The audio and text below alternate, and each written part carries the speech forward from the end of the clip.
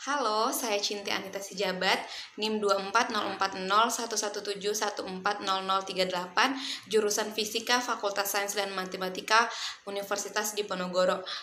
Video ini saya buat untuk menyelesaikan tugas pada mata kuliah aplikasi radiasi, yaitu dengan penerapan sumber radiasi pada bidang medis. Di sini saya mengangkat judul penerapan energi nuklir untuk kedokteran gigi. Kedokteran nuklir menggunakan sumber radiasi terbuka yang berasal dari disintegrasi inti radionuklida buatan untuk mempelajari perubahan fisiologi, anatomi, dan juga biokimia, sehingga dapat digunakan untuk tujuan diagnostik, terapi, dan penelitian kedokteran. Keunggulan dari kedokteran nuklir ini sendiri terletak pada kemampuannya untuk mendeteksi bahan-bahan yang ditandai dengan perunut radioaktif. Bahan-bahan yang dikenal dengan istilah radiofarmaka dimasukkan ke dalam tubuh melalui inhalasi, intravena, dan juga mulut. Dapat pula dilakukan analisis kandungan radiofarmaka dalam cuplikan darah, urin, feses, dan udara yang dihembuskan melalui pernafasan, bahkan dalam jaringan. Melalui teknik pencitraan dapat dipantau distribusi radioaktivitas di organ atau bagian tubuh sebagai fungsi waktu. Penemuan Seaborg yaitu radionuklida Tc99m dan kobalt 60 merupakan tonggak sejarah di bidang kedokteran nuklir, di mana berkat jasanya tersebut, Seaborg mendapatkan hadiah Nobel untuk bidang kimia pada tahun 1951. Pada periode berikutnya, kedokteran nuklir berkembang pesat setelah ditemukan kamera gamma oleh Hal Ainger pada tahun 1958. Alat tersebut mampu mendeteksi distribusi foton yang dipancarkan dari dalam tubuh yang dapat menggambarkan fungsi suatu organ. Metode ini disebut dengan imaging nuklir, yaitu digunakan untuk diagnosis in vivo. Jurnal yang dibuat oleh Boller dan teman-temannya pada tahun 2013 menyatakan bahwa kedokteran nuklir dan pelacak radioaktif memiliki peran yang sangat besar pada penelitian kedokteran gigi, karena metode deteksi dengan nuklir dapat mengetahui aktivitas metabolisme dari tulang dan juga gigi. Penggunaan waktu yang sangat singkat dan hasil deteksi yang akurat menjadikan metode deteksi dengan nuklir menjadi hal yang sangat berharga pada kedokteran gigi. Nuklir sangat bermanfaat untuk mempelajari permasalahan pada klarifikasi dan pertukaran mineral.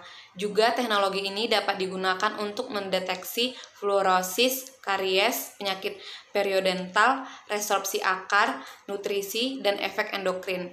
Selain itu, kedokteran nuklir juga dapat digunakan untuk mengetahui umur melalui tes nuklir pada gigi, sebagai indikator dari aktivitas pengeroposan tulang pada tulang alveolar dan dapat digunakan untuk penegakan diagnosis keganasan pada penyakit mulut ataupun tumor jinak ataupun tumor ganas dan kelainan atau penyakit pada temporopondibular joint atau TMJ.